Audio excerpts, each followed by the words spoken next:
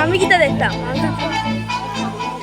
নমস্কার, খোয়াইয়ের স্কাইলার্ক ক্লাবের পক্ষ থেকে প্রত্যেক দর্শনার্থীদের জানাই প্রণাম এবং অভিনন্দন। আমাদের এইবার পুজোর থিম হচ্ছে ভারতবর্ষের মূল ভূখণ্ডের সাথে আমাদের পার্বত্য সুন্দরী ত্রিপুরার অন্তর্ভুক্তিকরণ।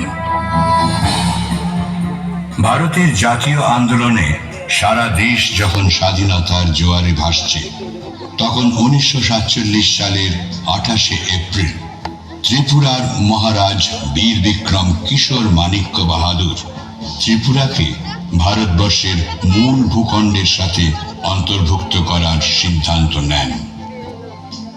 কিন্তু আচমকাই 1947 সালের 17 মে মহারাজের জীবনাবসান ঘটে।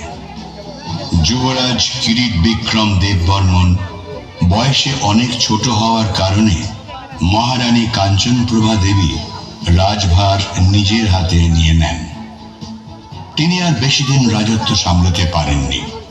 তখন মহারানী কাঞ্চনপ্রভা দেবী ভারতের লৌহ মানব খ্যাত সর্দার বল্লভভাই প্যাটেলের সাথে দেখা করেন এবং সাহায্য প্রার্থনা করেন। এরপর 11ই জুন এক গেজেট নোটিফিকেশনের মাধ্যমে ত্রিপুরা কাউন্সিল গঠিত হয়। সেই সময় মহারানীর জীবন রক্ষার্থে সর্দার প্যাটেলের নির্দেশে মহারানীকে শিলংয়ে নিয়ে রাখা হয়। তারপর 12ই জানুয়ারি 1948 সালে ত্রিপুরা কাউন্সিল ভেঙে সেলফ রিপ্রেজেন্টেটিভ গঠন করা হয়।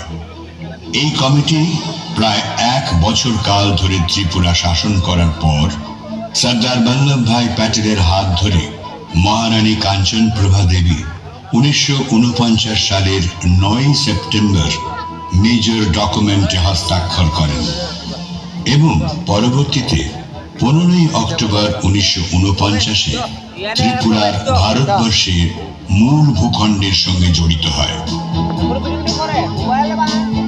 ত্রিপুরা প্রথমে কেন্দ্রশাসিত অঞ্চল হিসেবে পরিগণিত হতো।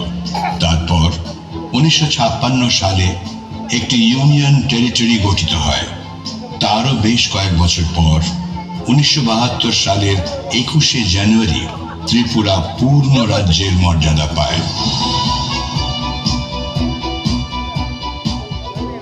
এখন আমাদের ত্রিপুরা অন্যান্য সবকিছুর মধ্যে পর্যটন ক্ষেত্রে ভারতের মধ্যে একটি বিশেষ নাম।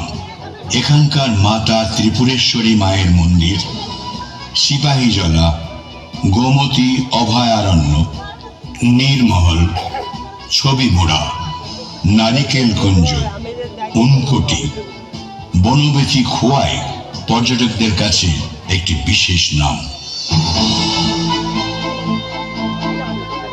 এখন আমরা এক ত্রিপুরা শ্রেষ্ঠ ত্রিপুরা, এক ভারত শ্রেষ্ঠ ভারত গড়তে চলেছি।